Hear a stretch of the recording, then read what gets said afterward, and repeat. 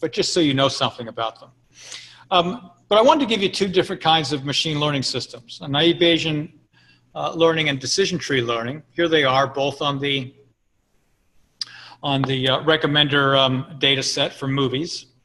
And questions that we often want to ask are, which learning method is best? How do we characterize the learning behavior of each method, independent of the other, as well as comparing them? And in some cases, part that I'm not going to get to today, but very often these learning methods have parameters that you can tweak. So in decision tree learning I talked about on Tuesday, I talked about using a chi-square statistical test to mitigate overfitting.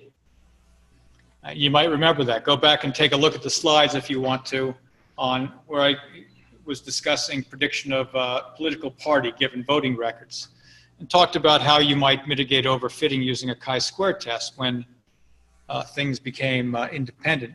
The chi-square test takes a parameter.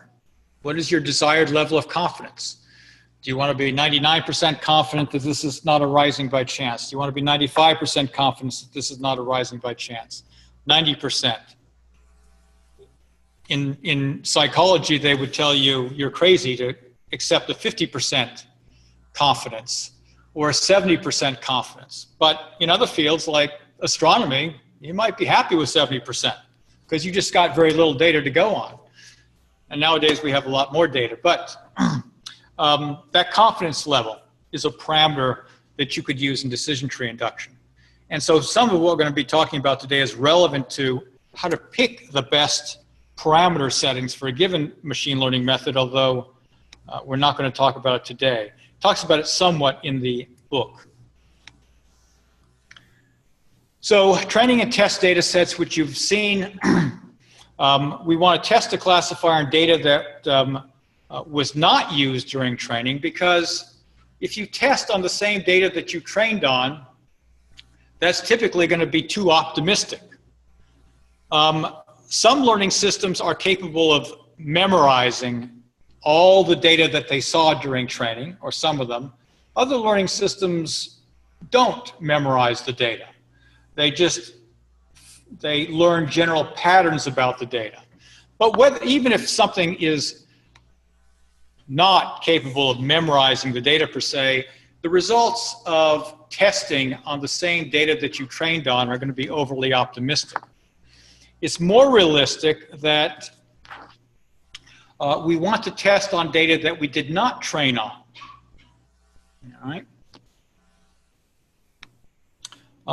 What does this tell us when we test on data that we've not trained on? If we train on n data items, and I have a single training set and a single test set, and the training set has n data items, then we hope that the test set accuracy, or the error, approximates the performance of the classifier that's learned on those n data items relative to a larger world. Let's say that we are talking about Netflix movie rating. And we have access to Netflix total database of movie reviews from its users. Then this would be the universe of those movie reviews. If we're talking about a medical domain, it just might be all patient case histories. We typically, in machine learning, don't have access to this entire universe of data. We have access to available data, and we've been talking about breaking that available data into a training set and a test set.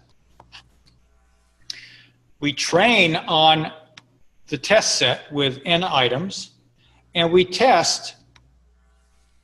These test items have the same format as the training items, but when we present each test item to the classifier, we mask its class. So the classifier doesn't have access to the class.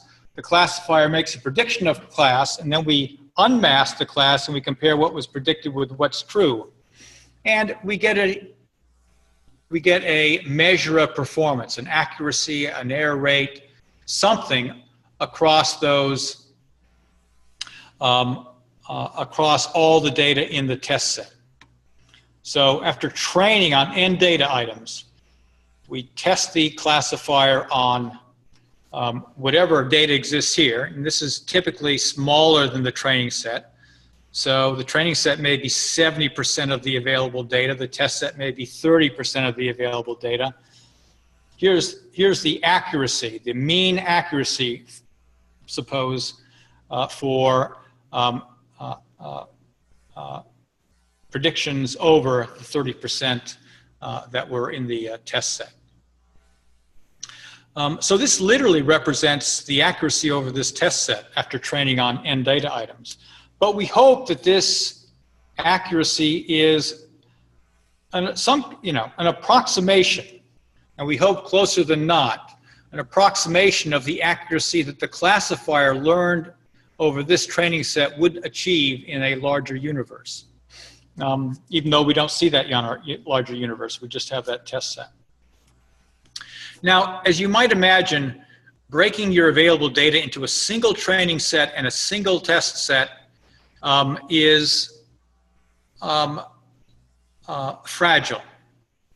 You hope, if you do it randomly, you hope that if the data that you have available was randomly sampled from this larger universe, it was truly randomly sampled from this larger universe,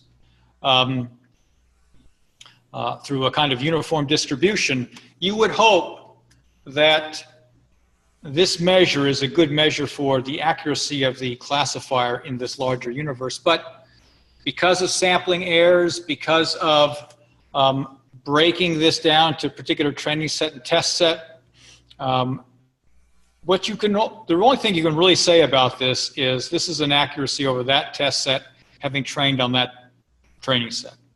That's it. You can perhaps, if you know how it was sampled, if it was randomly sampled, you can make some claims that are akin to claims that they make in sample surveys, okay? When they survey users and get answers to survey questions. A better method is not to use a single training set and test set, but to use repeated training sets and test sets. So the idea is you've got some available data. You're going to be repeating for some number of times, L times, you're going to be repeating what I'll just call a learning session. The training set size is predetermined as n, which makes the test set size the available data minus the training set. All right? And in this, using repeated train and test splits, you're going to be initializing some kind of aggregate performance measure. This could be the mean, the mode, the median of, say, accuracy or error rate.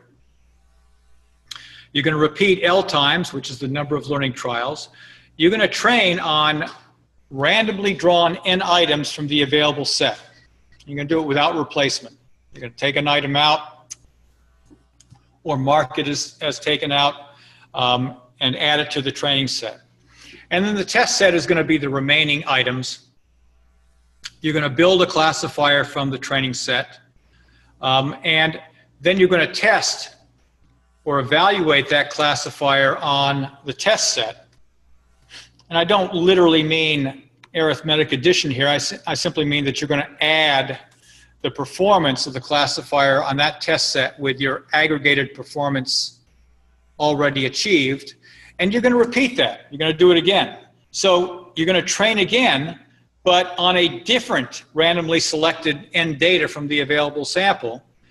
Test on a different test set, build a classifier in a different training set, and then update your aggregated results.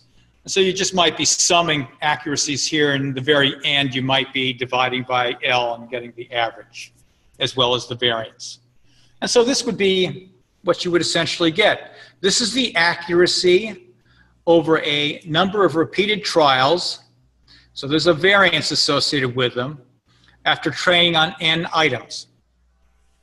So that would be a better way to do this than simply a single training set, single test set, using repeated training and sample and test splits, given that you are given the data, the available data. Now, what we just talked about would give us one data point, one average data point with a variance. Suppose that we want to generate a learning curve for a learning method.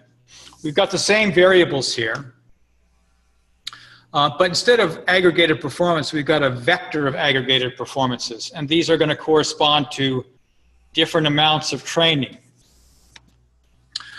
We also have training set sizes, N1 through N max. So we're going to be training on certain training set sizes, and then we're always going to be testing on the same test set size. So let's say that N1 is 10, N max is 100. I've got 200 available items, so the test set size would be 200 minus N max of 100, or 100 as well. Okay. What we do here is much like we did before. We repeat L times. We get a training set by randomly drawing N max data from the available set. So we're basically grabbing all the data that's necessary to do all the tests for all the bin sizes, what I call bin sizes. And then the test set is going to be simply the available. So all of this right here that I'm circling was the available. We take out the N max items that we have just removed, and we're left with the test set. We partition the training set into bins of sizes that correspond to these sizes up here. They could be equal size as suggested here, but they don't have to be. This bin could be size 10, this bin could be size 50, this combination of bins could be size 250, this combination of bins could be size 500. So this bin could be very much larger than that bin. You can specify, but here I've just shown them to be roughly equal sizes.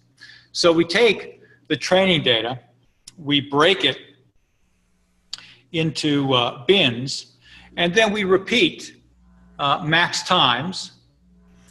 We learn on the union of the training bins up to training bin K. So on the first time through this loop, K will be equal to 1, and we'll be training on bin 1 alone, and then testing on the test set. And we'll get some number here.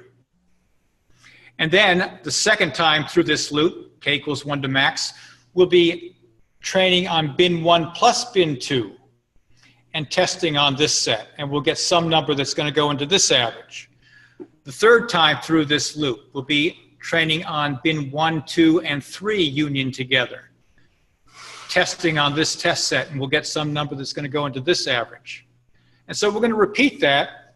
And for each of the iterations through the K, again, we're going to be adding an accuracy here, or a level of performance that's going to go into the appropriate entry for this aggregated performance vector. So again, the first time through this loop, we'll be adding a number that's going to correspond to something that's going to be in the aggregated performance vector location 1.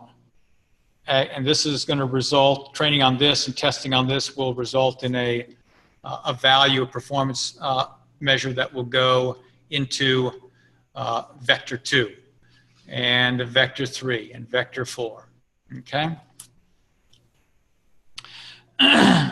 And when we're done, we're going to be returning these vectors, or this vector. And that's going to give us something that we can think of as a learning curve. As we increase the training, the performance, and I'm assuming this is accuracy, the performance is going to get better as I train more. And I can characterize how performance is going to get better. I can fit a curve to that. And I can characterize how performance gets better with this method as I increase training set size. So this might be applied to a single learning method. This might be applied to decision tree induction. And this would be the learning curve I would get once I linked those data points. And so that's how I can generate learning curves through repeated train and test splits. And I can compare learning methods. Here I want to generate learning curves for both, say, decision tree induction and the naive Bayesian classifier. So I have not one performance vector, but two performance vectors, one for each method. Decision trees and naive Bayesian classifiers. I repeat L times. I build the same, I grab the same training set, which again is going to be the maximum number of things I'm going to train on, or determined by the maximum number of things I'm going to train on. And then I have a test set that remains. So all of this is the available data. I've split it up into training data, data that I'm going to use for training, and data that I'm going to use for test. And I go through the same loop that I went through before, except now I build classifiers using each of the two learning methods, decision tree induction and naive Bayesian classifier induction, if those are my two learning models. And I update the appropriate vectors. And so the first time through this loop, I'm going to generate a data point that's going to go into there. Second time through the loop, I'm going to generate a data point that goes there. But also the first time through this loop, I'll be generating a data point that goes there for the naive Bayesian classifier. The second time through the loop, a data point that goes there. And I repeat that, and I return the aggregated performance vectors for each method, and that gives me a comparison. How well each method does under with different amounts of training. Here, it looks like decision tree induction, I just made this up, dominates the naive Bayesian classifiers. And that's what you'd expect to see, at least I would. But that doesn't always have to be the case. It could be that one method could rise sharply and then level off quickly. And so the curves you might generate might suggest that, let's say that the naive Bayesian classifier did something like this. That might indicate that if you've got very little training data, use the naive Bayesian classifier. It seems to be better. But if you've got a lot more data and you're able to train on it, use the decision tree induction because it tends to do better with more data later on. And so it's not always going to be the case that one curve dominates. So the way that we might use all this good stuff in a real setting is, here I've gone back to the case where I've just got one learning method, but I use training test set splits, multiple ones, presumably, because these have variances. I use the methods that we just talked about and then test on separate test items. I generate for the available data that I've got, and I might only have data that data big enough to support this amount of training and a test set. And so this might be the limit on what I can really do, the part of the curve I can really generate through experimental means. But then I might curve fit this. I might put a best fitting curve, maybe using a power function, exponential function, or linear function it could be in some cases. But I find a best fitting curve that projects performance in the future. Okay? Because what this point really tells me is this is what you can hope to, this is the performance that you can hope to achieve on a larger universe after training on N sub 4 training set size. But what you want to do before perhaps deploying the system is you don't want to be satisfied with that classifier built on N sub 4, but you might want to retrain on all the data that you've got available, including what you were using previously for test. Now, you've got no way of actually empirically evaluating how good that's going to be. But if you've got a learning curve that you've partially elaborated here, you can curve fit and project what you might achieve with that larger amount of learning. Okay? And then you can actually deploy the classifier that was learned over more data, which would generally be desirable. You want to train on as much data as you can get. And then you can deploy that and monitor it. Carver, make sure you check the last slide. All right. Great. And so that's how you might actually deploy this in a real system, a real approach. You're going to want to train on all the data that you possibly can. But you also want to have some idea of how accurate it's going to be in the real world, and that's why you do these preliminary experiments ahead of time. One last slide. The book talks about a couple of other kinds of evaluation strategies rather than repeated train and split. One is, it actually talks about the method down here, but in general, there's another method called k-fold cross-validation. And it's like repeated train and split in the sense that you're going to get an average, or you could generate an average or a performance measure along with a variance. But you've got available data. This is all your available data. You break this into what are called k-folds. These are just bins. I could have called them bins, but I didn't want to confuse it with the earlier train and test split method. You get k-folds. So this is all the data, and I've broken it into k equally sized bins of data. In this case, 10 equally sized bins of data. You know, break ties. One of these bins might have one more than the other, so it may not be a perfect fit, but almost so. So you break it into separate bins, and then you enter this iterative loop for 1 to k, 10 in this case. You set aside one of the folds that you're going to use for test on each iteration here, fold I. So the first time through this loop, fold I will be fold 1. You train on the union of the remaining folds and test on this. Next and then you update a cumulative sum. The next time through this loop, you train on, or you set aside fold 2 for test, and you train on fold 1 and union of fold 1 and 3 through 10. You train on that, and you test on fold 2. And finally, at the end, the last iteration, you set aside fold 10 for test. You train on fold 1 through 9. You test on fold 10. And then you average the results. So you take the accuracy or the error or whatever performance measure you used on each of the iterations through here, and you simply average them would be the simplest way to do this. And probably compute a variance as well. And this basically tells you,